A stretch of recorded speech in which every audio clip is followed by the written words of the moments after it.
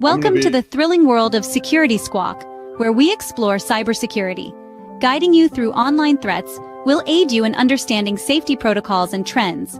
Meet our gurus, Bryan from Exact IT, Reginald from Arc Solvers, and Randy from Tech Rescue. Together, we'll delve into current events and hot cybersecurity topics, helping you comprehend their impact. Stay informed, stay secure. Security Squawk, the business of cybersecurity. Buckle up, let's dive in. Ooh, what's up? Welcome to the Security Squawk podcast, the podcast where we break down the latest and most impactful stories in cybersecurity.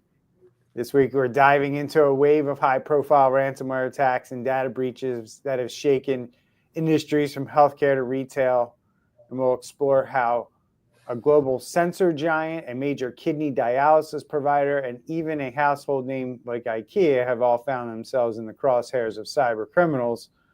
And we'll discuss the fallout from the data breach at Hertz Rent-A-Car that exposed sensitive customer information.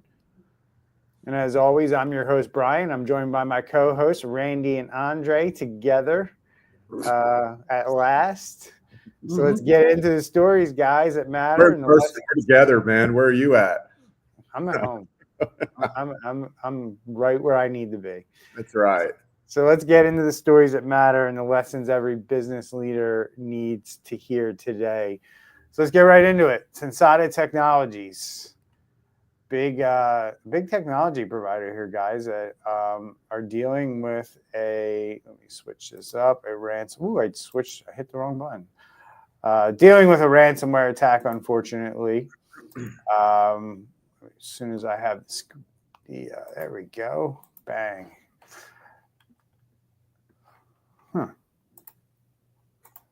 Sorry about that. So imagine this, guys. Cyber attack, so disruptive, it halts manufacturing, shipping, and support functions for a global supplier to the automotive and aerospace industry. That's exactly what happened this week to a company named Sensata Technologies. So company like this, they provide a lot of support to these particular industries that, if you look at aerospace and defense, what are some of the operational impacts when a company like this is hit with ransomware? Well, basically everybody downline. So if you have, and it won't be initially everybody downline, but if you have businesses that are in the automotive, industrial, aerospace that rely on the products that Sensata makes, when they have one that's broken, when they're opening up a new location, when they have stuff that needs to be replaced, like all of that's going to affect downline. So everybody in these industries will be affected as those needs come up that Sensata won't be able to fulfill. Andre, you're good? No, I'm here.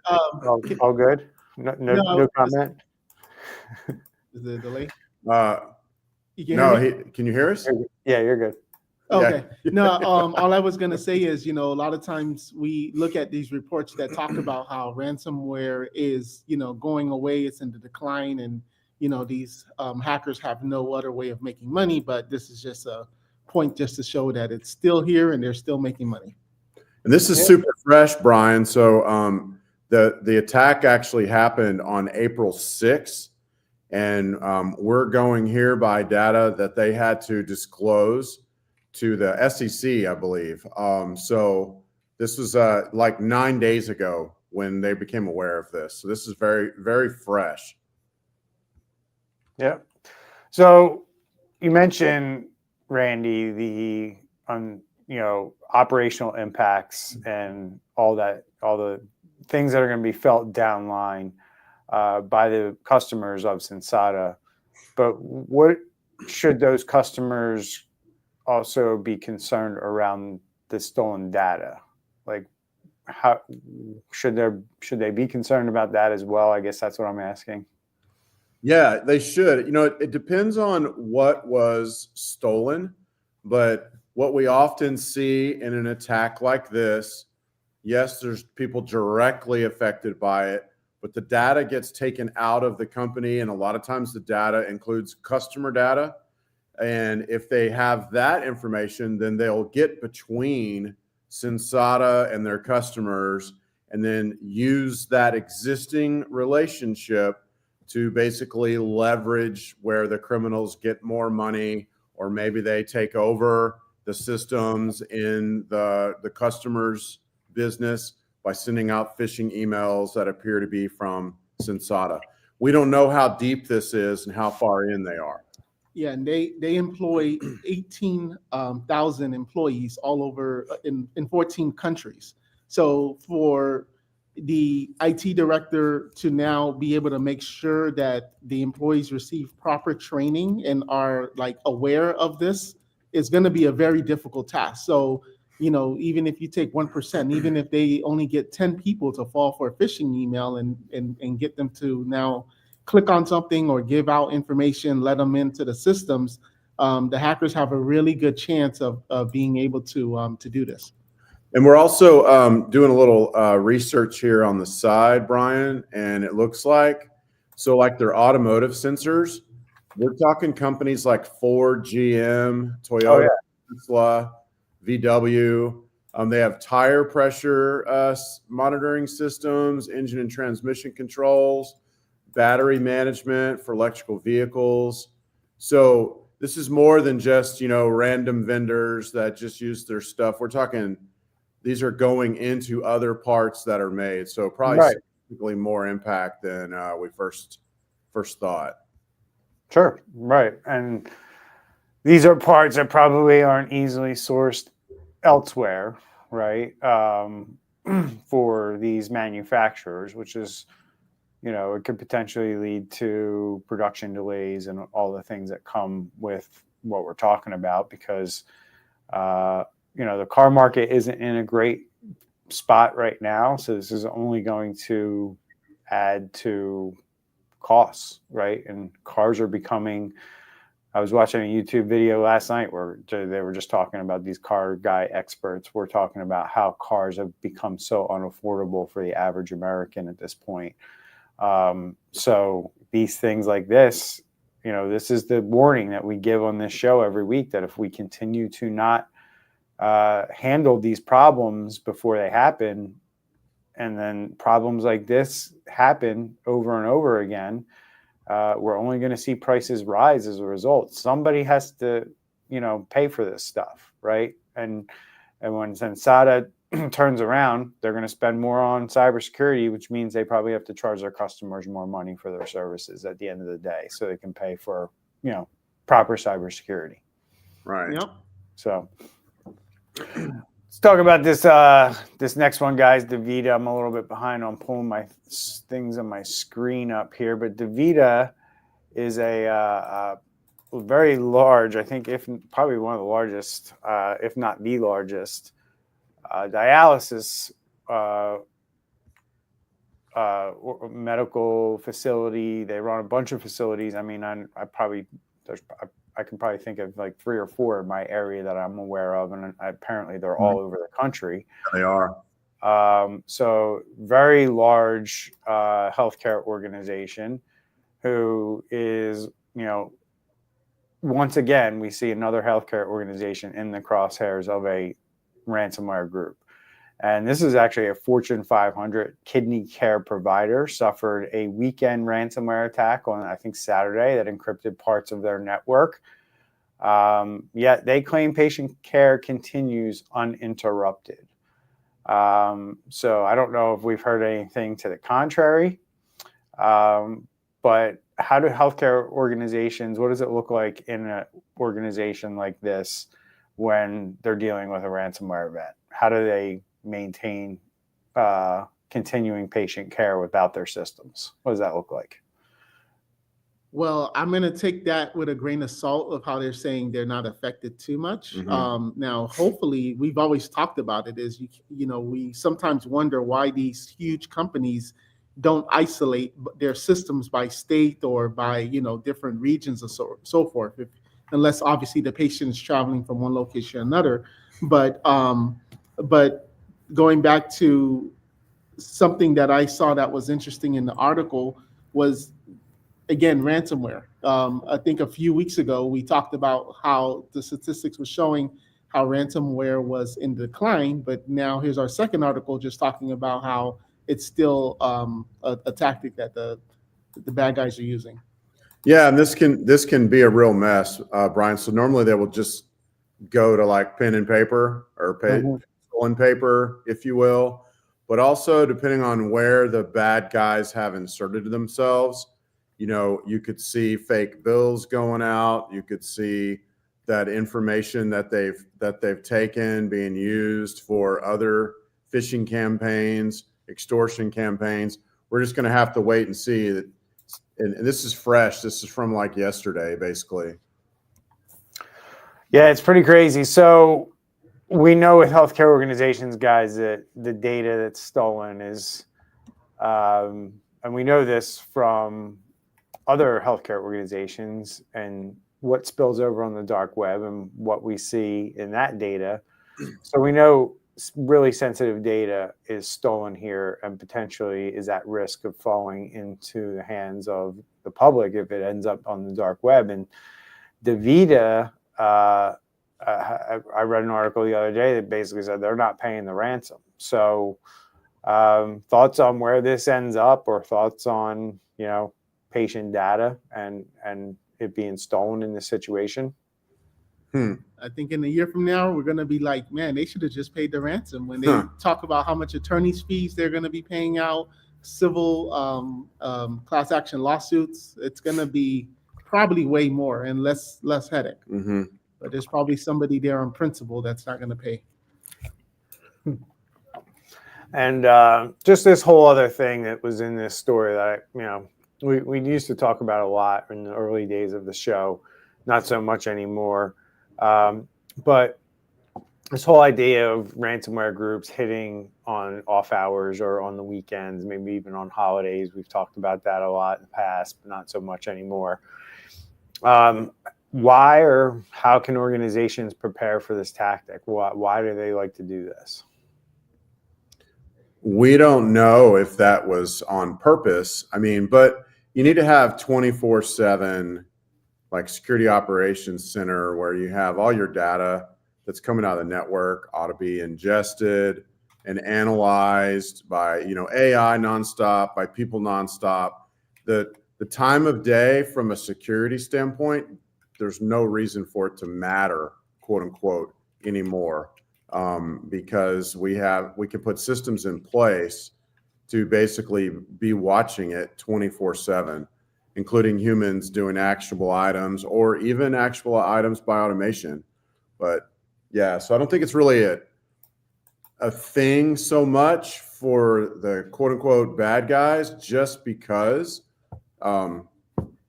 it's so easy to get around and stop them from doing that. So I don't know if it was on purpose or what. So who knows? We will absolutely follow up on this. This is not the last we're going to hear of this one, guys, at all. So I'm sure we'll be talking about it in next week's episode. So stay tuned. Let's move right along here. We got Hertz, the rental car company. And if you rented a car from Hertz, Thrifty or Dollar, your personal information, including your driver's license, is probably in the hands of cyber criminals and probably going to be on the dark web thanks to a 0-day exploit in a third-party platform. So, big deal here, right, guys? Rent a car company, they have copies of your information, your driver's license. That's never fun to have on the dark web. And I was telling you guys in the green room that, I know somebody who's dealing with a situation. And I think that's the thing that people have to realize, that and maybe I've never talked about it with you guys, but a pattern in cyber criminal activity that we're seeing is absolutely, you can kind of use social media to tell kind of who's doing okay and, those types of things, if you know what I'm saying, right? Targeting influencers, people who seem to be, doing well in their influencing career, right? And so in other words, it's easy to use social media to find people that might have some money or have good credit or have something that you can steal from, versus wasting your time maybe on some other part of the population that, if you hit them, they might not have any money in the bank, they might not have good credit, and that's a total waste of your time. So social media and using research and information that's just available out on the internet to us, it's kind of easy to find your target and people that you want to hit. And that's kind of what we're seeing with a lot of this activity, is that, people who become influencers, people who, are out there on social media, putting themselves out there, and not only maybe are they growing their business and you can just see through their sales and through the number of customers they have, or maybe they have a coaching course and now they have thousands of clients that they coach, and it's very evident to somebody that this person's probably doing pretty well, right? So then you start going on the dark web looking for this information so you can start trying to steal money from them. And we've said it before on this show, there's enough information on the dark web that if somebody really wants to go and kind of siphon money out of one of your bank accounts, they probably can do it pretty easily if they know what they're doing and they know what they're looking for and they know how to kind of finagle their way through your bank to get what they need. And it's very possible. It happens every single day. And while banks do take fraud seriously and have invest a ton of money into making sure that one of their tellers or one of the representatives doesn't do something that causes one of their customers to lose money as a result of fraud, but it still happens every single day to the tune of millions of dollars. So that's the dangers of having this stuff exposed in a breach and on the dark web. So I'll throw it to you technical experts as to the other part of this story, which is technical. I'm AI.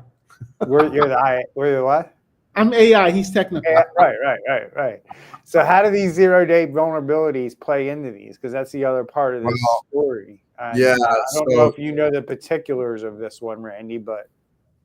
Well, I know some of the particulars, and basically this was a software that a lot of big businesses use called Clio for file transfer and other purposes.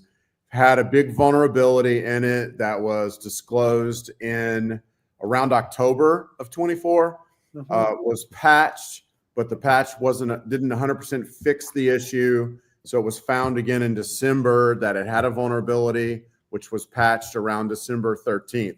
Short story long, Hertz is saying that both the October and the December vulnerability in Clio is what got them. So, we'll see about that. But that's basically, there's an update that's been put out since then. It's supposedly all been patched. But it sounds like the bad guys were in there going all the way back to October, if what Hertz is saying so far is correct. So wasn't Hertz's, it wasn't their fault, but it's their problem. Well, it's really Clio that, right? Right. But these are all internal servers they run. So it's up to Hertz to now to do the updates. Okay, got it. Yeah. Okay. Yeah. Yeah, it's one of those situations. And we're seeing the same thing play out right now. Move It was the big one. Clio was one, and I just covered one on my channel the other day. I can't remember because I've covered so many. But there was another one that was announced, another file transfer software, and it's going to play out the same way. Yeah. It's called Crush FTP. That's what it is. Fun. Yeah. So be ready for that one. So. All right, Brian, we're going to wrap up. No, we're not. Our conference has started. Yeah, right. So one more. We'll do the we'll skip the CMC. All right. And go straight to IKEA? No. Or we'll skip that one too, I guess. if you really want to leave that bad. I do. Even small healthcare providers, guys, aren't immune to these ransomware attacks. We like to talk about the big companies and one that makes the news. And sometimes most of the time, these little ones don't make the news. But in this case, this one did. True Dental Care for Kids and Adults announced a ransomware attack, raising concerns about the security of sensitive patient data once again, especially at smaller practices. So why would a cyber criminal want to hit a small healthcare provider? Well, so I don't know specifically, Brian. My guess is that they do or did what is it called? Spray and pray, where they sent out, 100 million phishing emails and end up getting into some good, quote unquote, for them systems. So that would be one way. It's just they happened upon it in the course of trying to infect everything.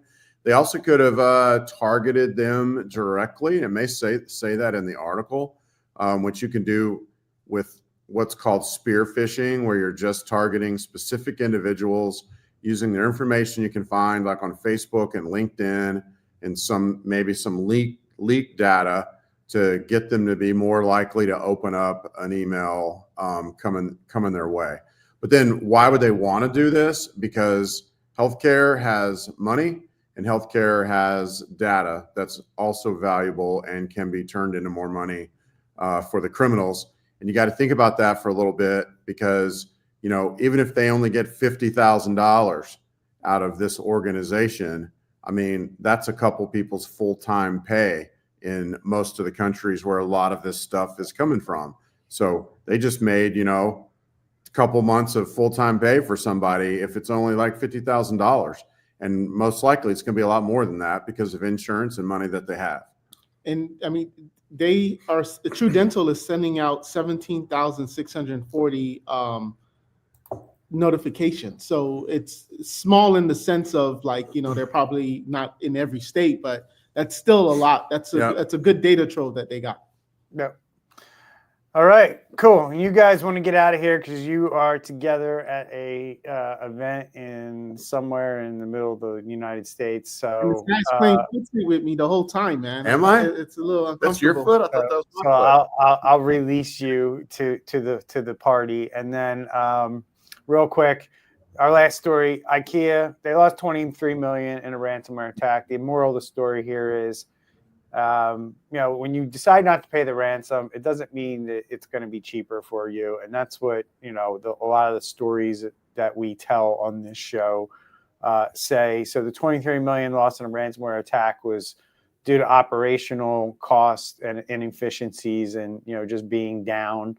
They didn't pay the ransom at the end of the day. There was data leaks, and they are dealing with lawsuits and things like that, and fines and penalties from regulators. That's all going to come whether you pay the ransom or not, more than likely. So just keep that in mind. Not paying the ransom is a noble thing, and it might save you a few bucks if you can recover otherwise. But understand that on the back end, because that data is getting out there, you're going to end up paying. So that's why we always say prevent this stuff from happening, reduce the blast radius, and you don't pay these kinds of numbers. So right. That's the moral of the story. You can literally be watching your networks, quote unquote, your physical network, your 365 network, be watching those for data leaving. And that should trigger an alarm, So. Yep. All right, guys. Thank you so much. Enjoy your show. And we'll see everyone next week. Stay safe out there. Share the show. Take care. Bye, everybody.